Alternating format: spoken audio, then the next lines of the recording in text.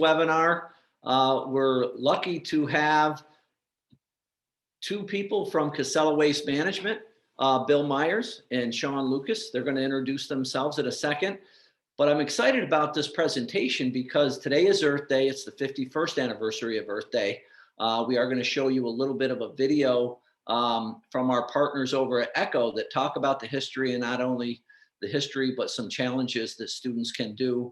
But it's really important for our students to learn all of the STEM background that happens at a landfill, the things that they can do and take action in their community to make the earth a more healthy, environmentally friendly place.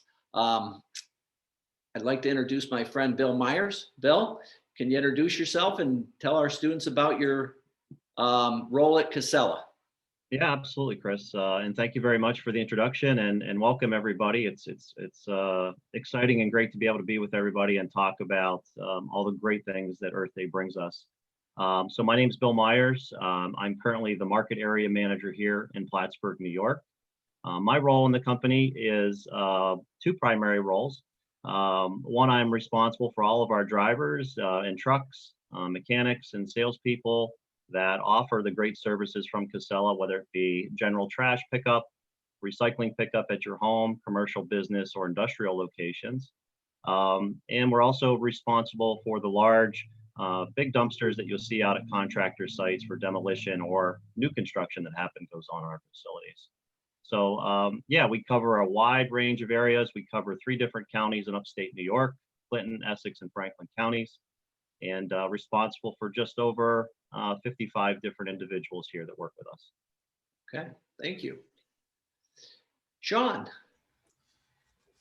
Thank you very much. Yes, my name is Sean. I'm the general manager of the Clinton County Landfill and Recycling Center. I help Casella manage the partnership with Clinton County, specifically focused on running day-to-day operations at a municipal solid waste landfill facility and a source separated recycling center, where we do a lot of different things, from building landfills to filling them to running a landfill gas to energy facility, baling recyclables, maintaining our own equipment, which ranges, there's a lot of different types of heavy equipment as well as over the road trucks, similar to what Bill's group runs over at the hauling division. And that's the gist of it. Okay. So before we jump into a lot of educational pieces on what actually a landfill does, I'd like to have our kids see a video from ECHO and to get a little bit of the history background of Earth Day. So Kelsey's going to play that for us right now. Hello, everyone. This is usually a very special week at ECHO. There's something we do every year, and unfortunately we can't do it right now. But do you know what it is? Think about it. Maybe some balls of mud being thrown off a deck.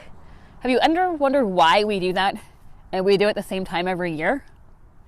Well, come join us as we explore in this week's Take Action, Earth Week, and what you can do to find out what's going on in the world around you.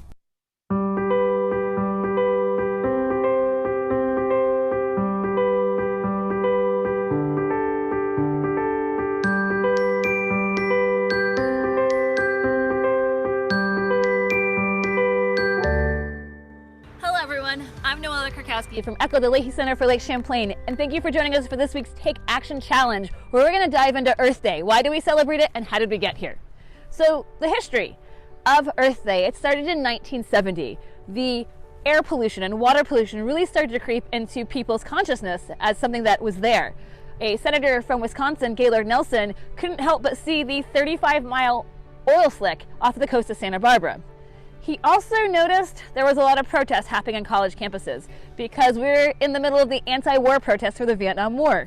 So he had the thought of, why can't we put all this together to institute change? And so that's what he did. He announced to the media, we're doing a national teach-in for the environment, and then selected the date of April 22nd. Now, there is a reason why we chose April 22nd, because to harness that college energy, it was between spring break and college finals. And so the day was born, and it was a day that could bring all the people who were fighting for pollution, habitat destruction, and species extinction to come together in one common cause. So now that we look at the history of Earth Day, you may be wondering, well, that was 50 years ago. Did it even matter? And the answer is yes. Following the first Earth Day in 1970 led to the creation of the Environmental Protection Agency, the Clean Air Act, the Clean Water Act, and the Endangered Species Act. For the 20th anniversary, we took Earth Day beyond the borders of the United States and made it a worldwide event celebrating the Earth with 141 other countries. And then it's been 50 years and we're still celebrating Earth Day, so it definitely had to have made an impact.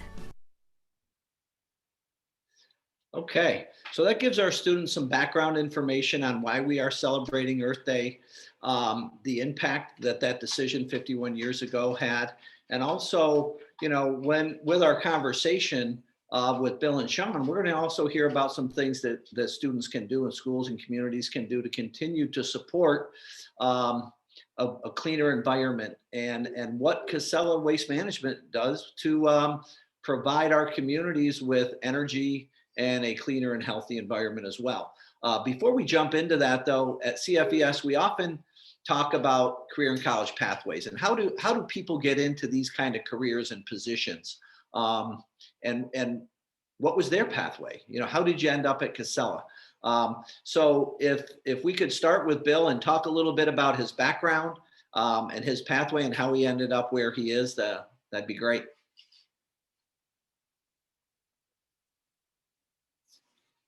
There we go. So absolutely. Thank you, Chris. Certainly it's a unique path. I think everybody certainly has a very individualistic path to their careers, and mine's no different. I grew up in a very rural town in Western Pennsylvania, graduated high school with 80 kids, went to a local state college, graduated there, and like a lot of kids and young adults at that time, really had no idea what I wanted to do. So I took all of my electives that I could, and really, unfortunately for me, it came to the point where I was forced to decide on a major, given my timeline.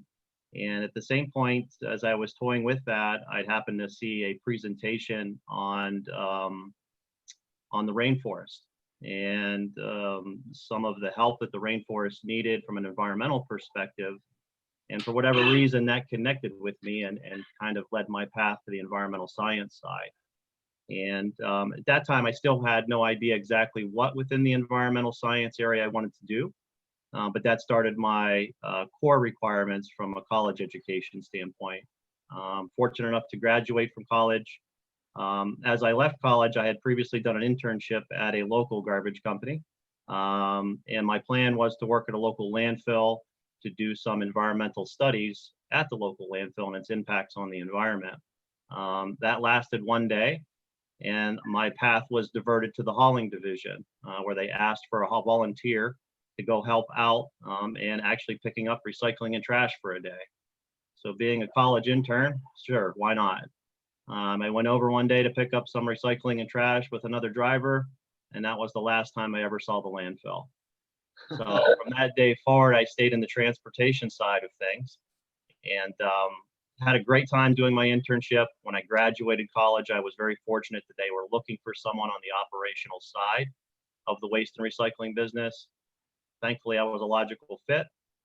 That started my career back in '95. And then basically my path has taken me in many different places within the waste and recycling industry. I am 28 years now in some form, been a part of the waste and recycling industry, which has been amazing. I've worked for the largest garbage company in the world.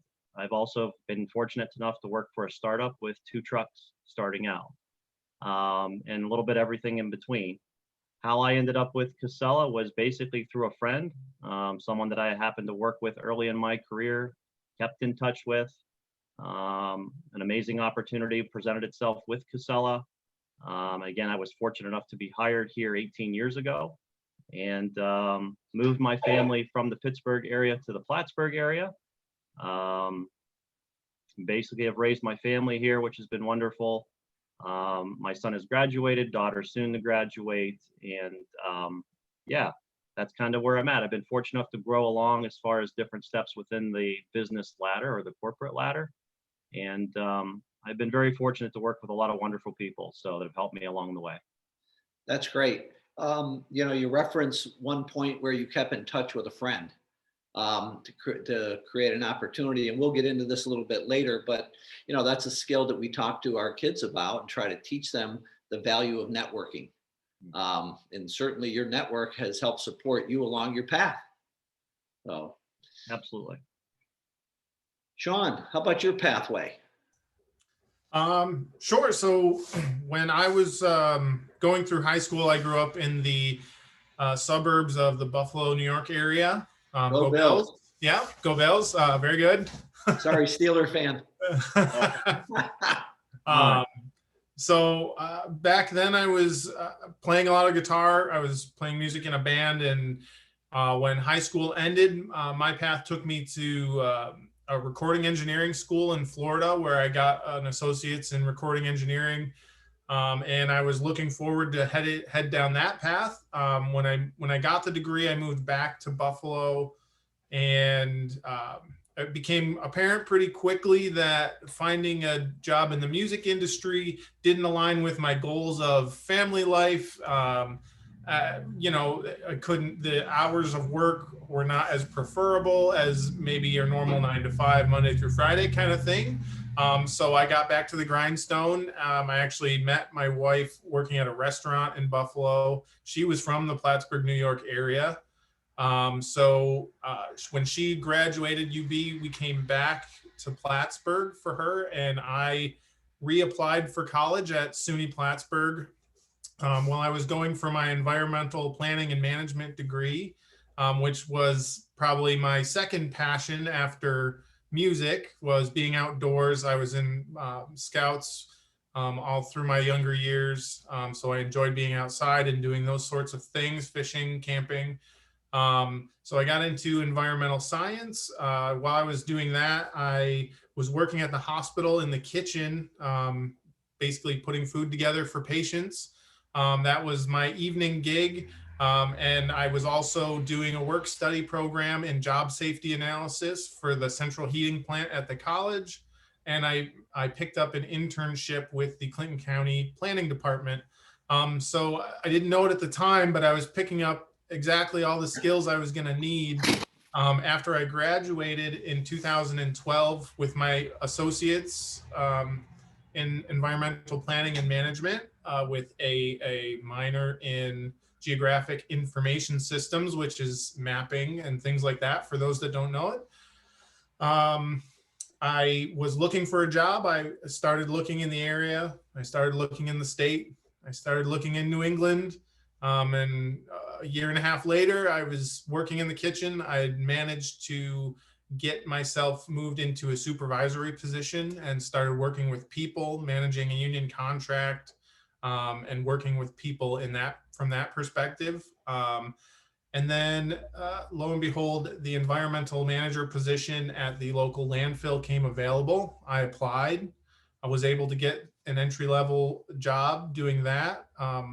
And then with all of my experience with job safety, interpersonal skills that I picked up at the hospital, I was able to get into the operations side of things and help plan things, manage safety, and get things moving from that perspective. And then when the general manager moved to his next adventure, I was able to, with all the experience I had accumulated over the few years that I'd been here, was able to move to general manager. So I think perseverance is a key skill that I would take from my path. I kept at it until I finally got there. Yeah, that's quite a ride. So obviously you had a passion for music and a passion for environmental studies. And a whole range of skill sets that you have developed. I do have a question for you off the topic of essential skills. Are the Goo Goo Dolls your favorite band, being a Buffalo guy? Though I appreciate them, I would not put them in my top 5. Okay. And do you still get a chance to play some guitar? I do. I still do that when the kids are napping. Good. All right. So I'm a Western New York guy too. So. Oh, okay. Yeah, I have an affinity for the Buffalo area. So, but anyway, great pathways, where you've ended up, how you've developed your essential skills, how you use them. I'd like to, I know you have some presentations you want to share, and I'd like to get into that, and I think it's important for students and our community to see the value of a landfill and the recycling process, and why it's good for our community. And I think instead of me asking a bunch of questions right off, I think I'll have you guys just jump in with your presentation. And then we can feather out some questions from there. Before we do that, though, I do want to tell our students or teachers, if you're casting our presentation up on a smart board, if students have questions, type them in the chat, and we'll answer them as appropriate as we go, or we'll save them for the end, because sometimes a question may come up when it's really poignant to get it answered at that time. So if you can start the presentation, Sean, that'd be great. All right, we're going to talk about garbage. That's the best part.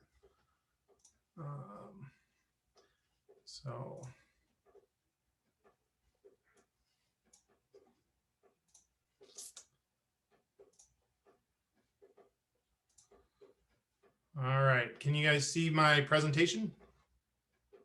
Yeah. There you go. Yeah, that looks good. All right. So Bill and I work for Casella Waste Systems. It's headquartered in Rutland, Vermont. Provides waste management services to customers in 39 states and all throughout New England. I believe we actually now have over 2,000 employees and well over 200,000 customers. We manage close to over 900,000 tons of recycling and organic material.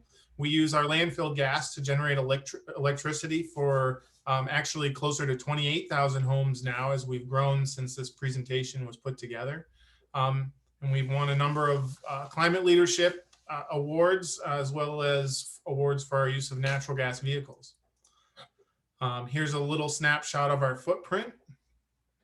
We provide hauling, pickup services, recycling, organics processing, landfilling, landfill gas energy, and transfer of waste, which is similar to hauling.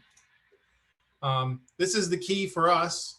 It's not a dump, it's a landfill. And that's where we like to start talking about the landfill and everything that goes into creating an environmentally safe space for your waste. Non-hazardous municipal solid waste landfill. I understand that's a mouthful. So that's what we do here in Clinton County. We're permitted to accept municipal solid waste, which is the trash you guys generate at home or at school or in any of those types of settings. We also take construction and demolition waste, which is if you're building or demolishing a home, any of the byproducts of that.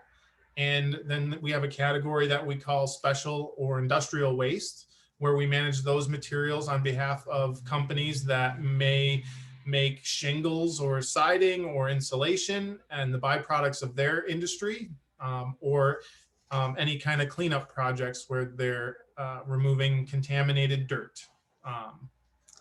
We don't accept hazardous waste.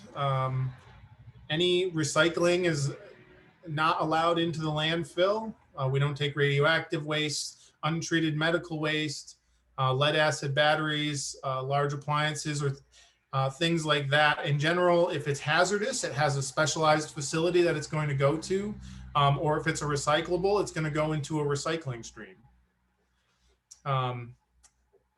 And so just to put a finer point on it, this would be a dump. These were what people typically think a landfill might be, and maybe perhaps what they were many decades ago, is just some garbage that you dump into a pile. But in reality, because of things that were mentioned in the previous video, the Environmental Protection Agency, the Clean Air and Water Act, a lot of rules had to get created. And when rules are created, that's when the engineers go to work. And they have to figure out how they can build a system that's going to meet all the points that are required by the law.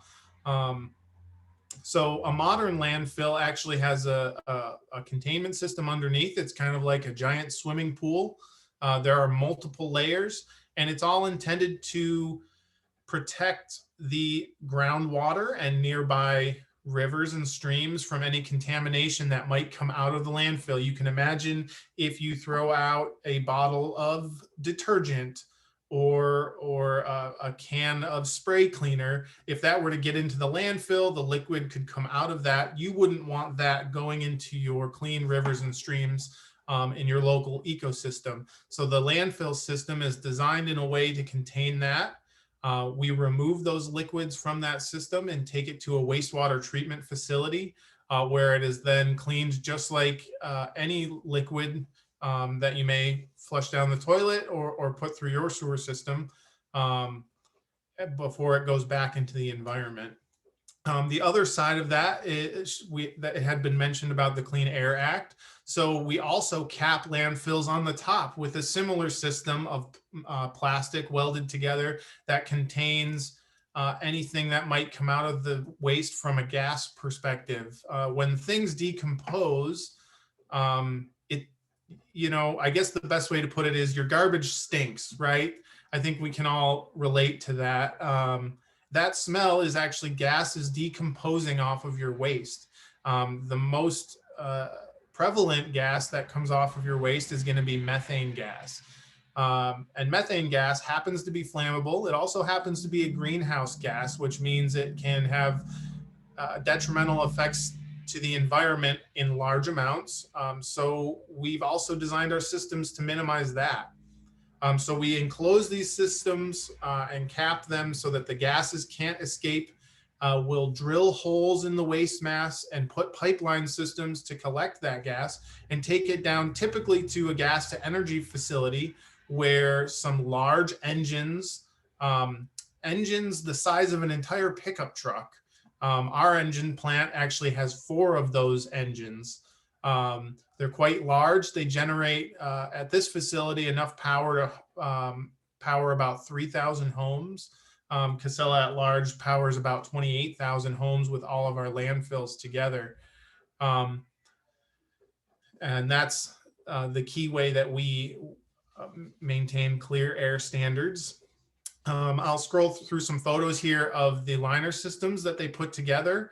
The engineering that goes into even just this material that these gentlemen are pulling out, the soil they're standing on has been compacted to an engineer's specifications. The material has been designed to an engineer's specifications for thickness and durability. They pull it out. They weld every single sheet together to make it a kind of, as I mentioned before, similar to a swimming pool, watertight. They test every seam of every landfill, even though they're acres and acres. They test every weld to make sure it has integrity and that it's not going to fail. We also create multiple, I went too far. Multiple layers of this liner system, which we monitor for leaks. And if there's ever a leak in our primary system, there's a secondary system underneath that already installed. And in most cases, there's a groundwater collection system underneath that, collecting that groundwater and testing it. We also have a monitoring network around the facility that monitors all the water in the area, what direction it's flowing, if there's any contamination present or not. And we do that 4 times a year. We put the waste in compacted layers. This is a landfill compactor. It's a very big machine. And its whole job is to make sure that the waste is placed and uses as little space as possible, because we want to conserve our green spaces and make sure that we're getting as much of our waste into these highly engineered systems and make the best use of them as we can. This is an example of a gas collection pipeline. You can kind of see all these pipes and collection points throughout a landfill facility. So that's the background on our landfill systems and how we protect clean air and clean water in our system. And The other part of that, like I mentioned, not only do we want to compact our waste to use as little space as possible, we also want to minimize the materials that are going in there. So we make it illegal in most municipalities to dispose of clean recyclables in the solid waste stream. But you know, residents may not choose to recycle for whatever reason. We would encourage that. And that's where I would segue into the other way to conserve our landfill space, is to recycle the best that you can. And I think maybe that's where I will kick it over to Bill, who is on mute. So thank you, Chris, and thank you for the reminder. Definitely, I think when we're talking about keeping waste or keeping items out of the landfill, for us, it's about single stream recycling or our brand, which is zero sort recycling. And one of the really nice things about zero sort recycling is it really opens up the number of different materials that can be recycled and taken out of the waste stream, mixed all together loosely, and then taken to one of our facilities to be sorted out and placed back out, and turning it into new items. So zero sort recycling, there's no sorting on the customer's behalf, whether you're a residential customer or a commercial customer. It makes it quick and easy. You have one bin. All you have to do is make sure we have the correct items and that the items are placed in cleanly, whether it's cardboard or box boards, plastics, glass, and papers, all can go in there mixed together. So the metal and aluminum can include aerosol cans, your soda cans, pie plates. Aluminum foil is one that folks don't always know. Tin cans, cardboard, box board, cereal boxes, all collected together. Paper, newspaper, mail, the greeting cards, wrapping paper is always big around the holidays, file folders, magazines and softcover books. And again, for us, it's about knowing if we can make something easy for our customers to do, allow them to mix it all together, they're more inclined to do it and do it more often. The other piece that we have is one of the common questions we get from a lot of our customers or just the general public is understanding not only what zero sort is, but once you mix it together, how exactly do all the materials then get pulled apart and still be viable to be sent back out to turned into new things? And on the side there, there's a note that says, how does zero sort machines work?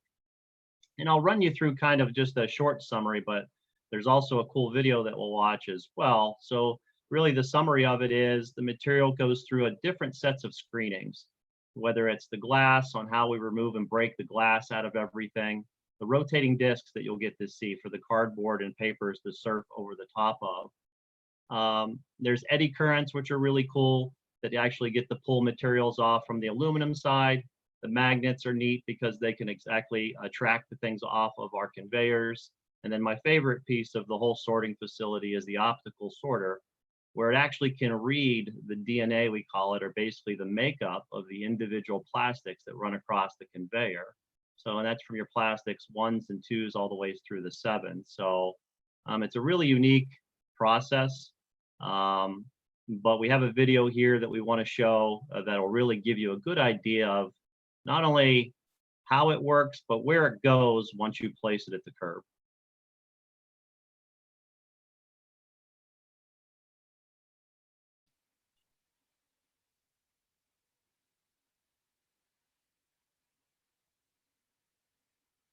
All right, I just want to be sure that you guys are seeing the YouTube screen at this time.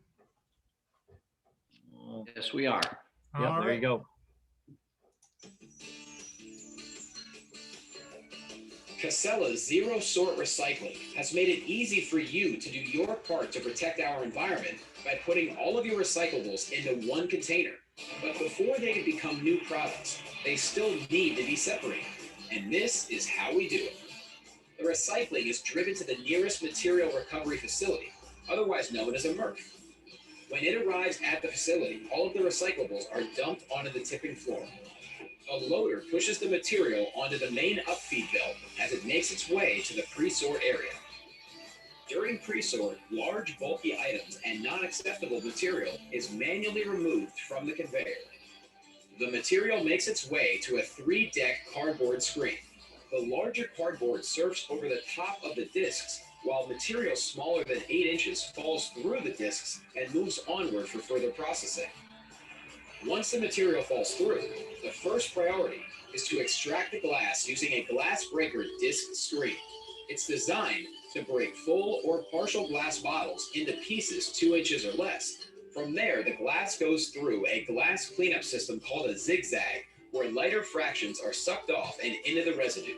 What's left over is a clean glass product where they end up in a large pile waiting to be recycled. Any material larger than 2 inches, such as plastics, metals, and paper products, move onward for further separation. Next, steel cans are pulled out using a large magnet. The remaining material, which now consists of plastics, aluminum, and paper products, continues onward. Paper products, otherwise known as fiber, are separated using our newspaper disc screens, which are sized and angled to enable paper to surf over the top while containers fall below the screen. At this point, we've separated the paper from the remaining containers. The paper is then sent to a quality control area to ensure it meets the specifications of our end sites, such as paper mills. The remaining containers move downstream toward the computerized optical sorters. Each type of plastic has its own DNA and is optically sorted by a combination of cameras, lights, and air jacks. Now it's time to sort out the aluminum. This is done using reverse magnetic polarity, also known as eddy current. The aluminum is extracted and taken to a final quality control inspection before dropping into a bunker. Now that all the various materials have been separated, it's time to make them into bales. A baler compresses the material into cubes called bales and straps them. Each bale weighs between 1,500 and 2,000 pounds. These bales are stored in our warehouse and are now ready to be shipped and made into new products. Most people don't realize that their recycling comes to a facility like this, where materials are sorted into commodities to be prepared for market. While much of the sorting is done mechanically, we still rely on people to ensure that the quality of the sorted product meets the standards of our end sites. Company-wide, our greatest concern is the safety of our employees.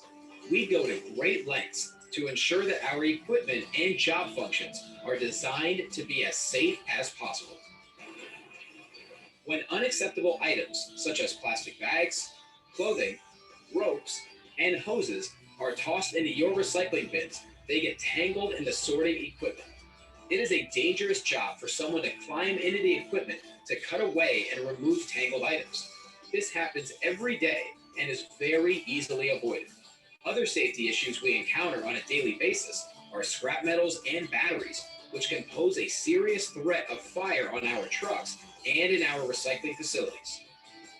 We encourage everyone to learn to recycle better so that our operation can work smoothly, people aren't put at risk, and your recyclables are put to a higher and better use. The only items that belong in your recycling bin are empty and clean cardboard, paper, plastic bottles, jugs and tubs, aluminum and steel cans, and glass bottles. Let's recycle better together.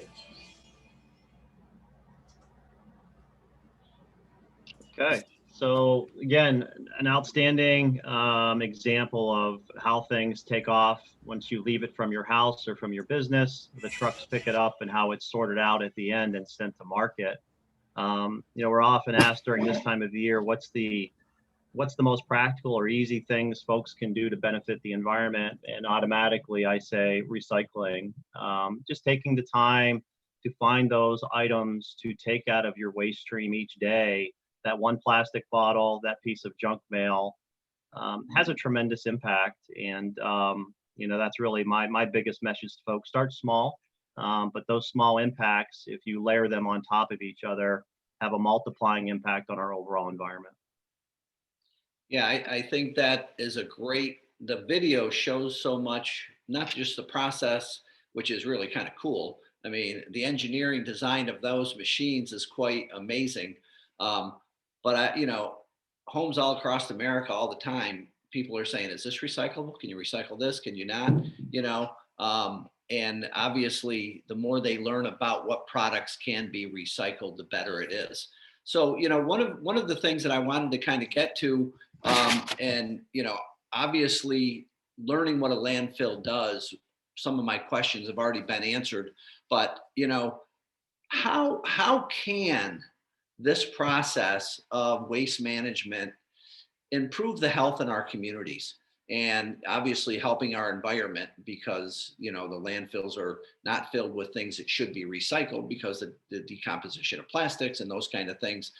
But, you know, how can we talk to our students about the value of the health of our community through these processes? Yeah, Sean, you wanna kind of take that one from the landfill side? Sure. I think that as I mentioned, the landfill kind of creates that environmental safe space to take those waste materials, to consolidate them. If everyone just threw their waste in their own backyard, we would be contaminating water and air across, you know, everyone's personal dump might not be a big deal. But once you do that in every backyard in America, it compounds itself. So consolidating that into one safe space where we can control the air and the water and how we impact our local air and water, I think goes a long way. And we have the further benefit of being able to turn that into renewable energy, harvesting the methane off of that waste and generating power. You know, one of the things that I saw in the video, do you generate your own power to run the recycling center? So theoretically, we could. How it works in reality is NICEAG's grid is actually, it was designed so that the energy facility is very close to the power grid. So it ties directly into the power grid, and it's actually more efficient for us to get power from the grid as any other business would, rather than run a direct line from that energy facility. How many tons of recycled material go through the Plattsburgh facility annually? Do you guys?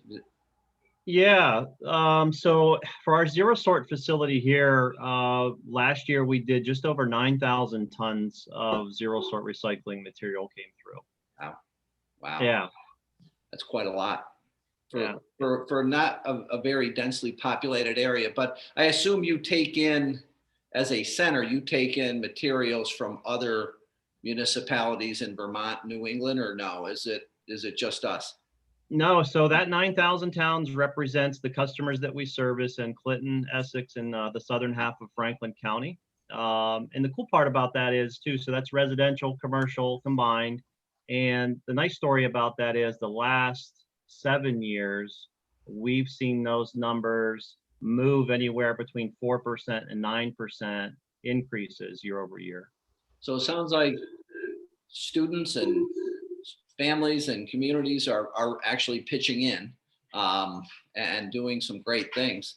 What are some pieces of advice you can give our students, you know, about the concept of recycling and environmental? What is an initiative or an action that they might take within their community, their schools, to help this process? Well, Do I schools would visit say, Casella by any chance? Do schools take field trips to a landfill to learn about it? sure, yeah, we give tours all the time to some elementary schools. I have the local SUNY college brings one class per semester.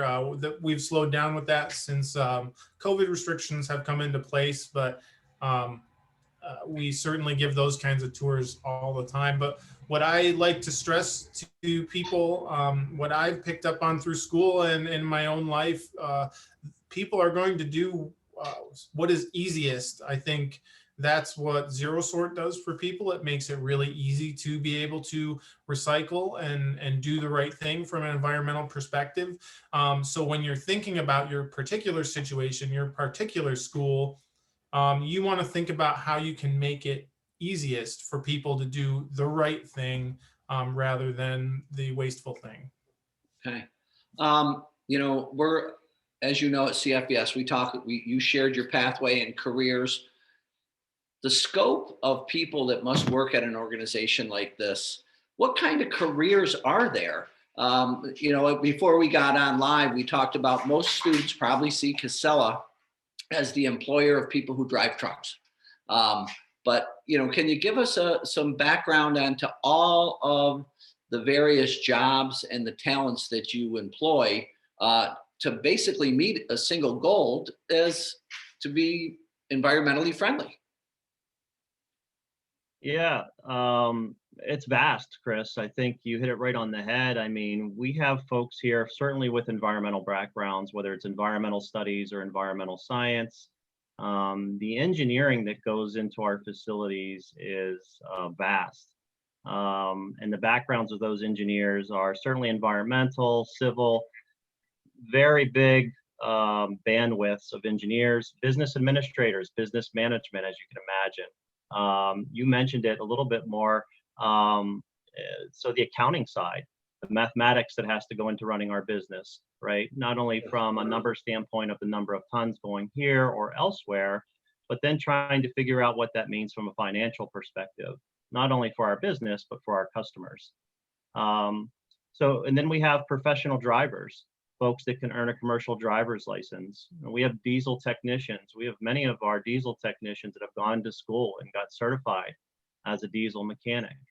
Welders, same thing. Our certification programs, not only here, but outside of the area, those are extremely valuable and in a lot of ways, not as vast as they once were. We have many of our lines of work that every day are looking for those type of professional jobs or professional folks that have earned those certifications. Sure. So it's very vast. I think there's certainly not one just line of education or certification or degrees. And I think that's one of the things that really makes our line of work pretty amazing is that we do capture so many different expertise out there. And that's great for our students to know, you know, especially if they are interested in environmental science and environmental studies. So, you know, in your introductions, you kind of briefly referenced an essential skill. In your roles right now, of our 6 essential skills, goal setting, perseverance, leadership, teamwork, agility, and networking, can you identify a couple that you feel like you have developed and you need to do it on a day in and day out basis? Yeah, you know, for me, I guess I'll pick 2 there, Chris. I think teamwork and leadership. For me, I think as I have grown in my profession as a manager, as a person outside of here, I think the value of having good people around you, and more importantly, of helping people around you succeed first. I think it's very common for folks to look at it as me first and how far can I get first. And then what the reality of understanding is you're only going to get as far as the successes of the people that you have around you. And how much of that, then that bleeds directly into leadership and serving other first. So I'm a big believer on taking time, certainly to educate yourself, grow yourself, but then using what you've learned, using that experience, what you've learned, whether it's a positive or a negative, because sometimes those negative experiences can be just as equally as valuable as those positives. It can be very hard to see it at the time, but when you reflect back, it's a very big part of who you are. It's a very big part of your growth to be able to share those experiences and help folks get to that next level by saying, hey, here's a path that I took that was very successful. Here's a path that I took that did not have such favorable results. Learn from them, right? Make them your own, and then teach others along the way. So I think those are the biggest values that I try to carry with me each day. Yeah, those are great examples, especially the leadership one. I mean, people tend they see leadership in the exact opposite of what really it is, you know. Service to others first, put the organization above yourself, you know, and then people will follow you. So that's some great wisdom for our students. Sean, how about you? Sure. All of these values I would point out are essential to any success that you're going to see in the future. But looking at my own path, I would say agility is important.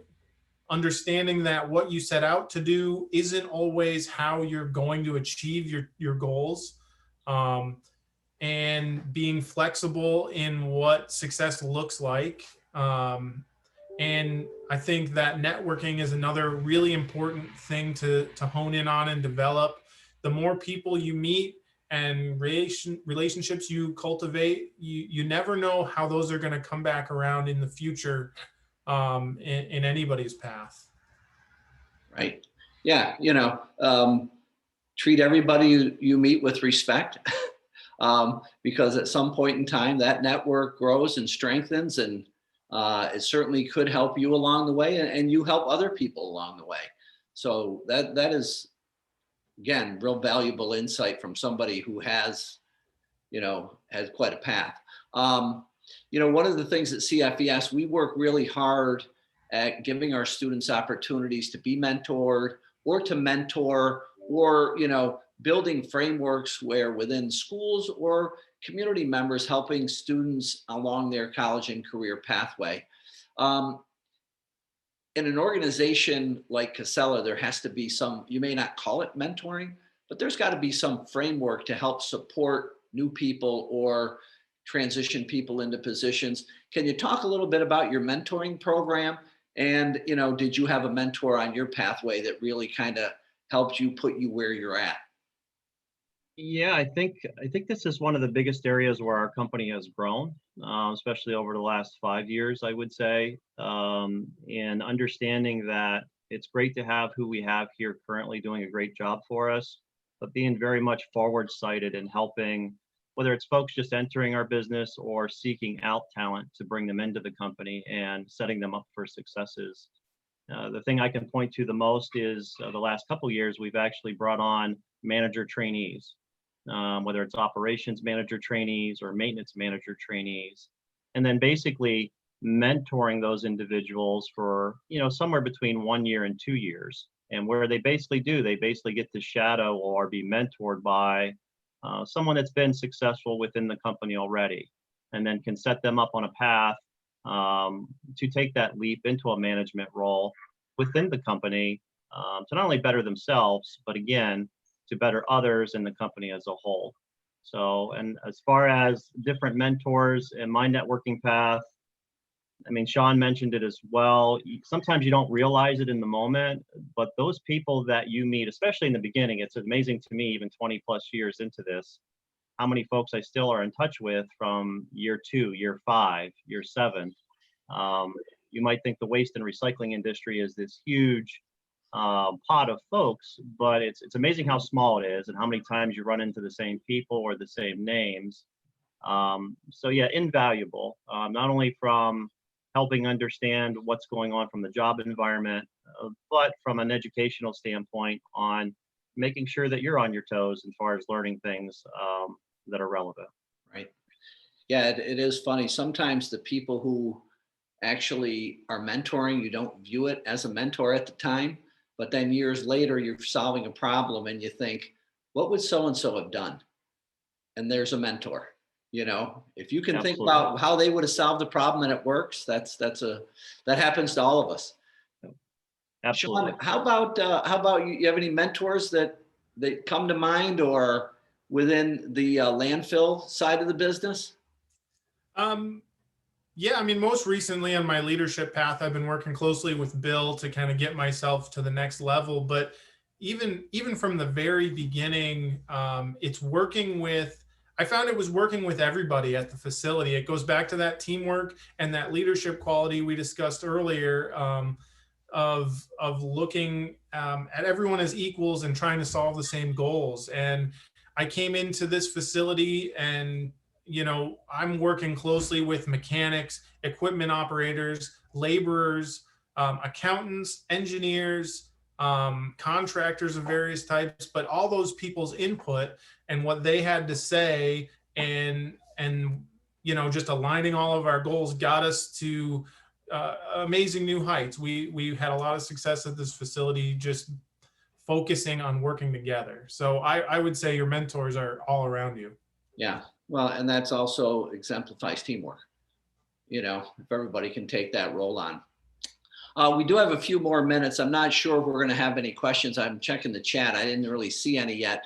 But if, one of the things that I think is really important for our students to understand is if you have a passion and you're thinking about studying environmental science, and both of you have that background, what advice would you give advice would you give our scholars about,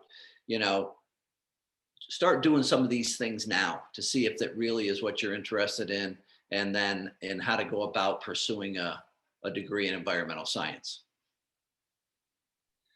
Yeah, I think if I can speak from my perspective, Chris, I think is to get out there, just to get out there, get hands-on. There's a lot certainly can learn from textbooks, from online, but go experience it. Go find an opportunity to live it, to try it. You'll know right away if it's something that resonates with you, if it's something you want to find further. That was exactly what happened to me. Until I went out there and saw that presentation, and until I went out there and then did it hands-on, that's really when it sunk in. And my 18 years, 19 years old at that time, I had no clue until I actually did that. And then enjoy the process. Understand that it takes time. We certainly all look at our goal, right? That's the most important thing. A lot of times we set goals, but realize that journey or that process to get to that goal is almost more valuable than the goal itself. So understand that it takes time, be patient, make mistakes, learn from those mistakes. Ultimately, if you stay the path, the success will come automatically. That's great wisdom, Bill. And as a former principal, I can see the path. The kids want to rush through it and say, enjoy the process. You're only going down this path once. Make it valuable, learn from it. Great wisdom. Sean, any insights you want to share? Or did Bill steal them all?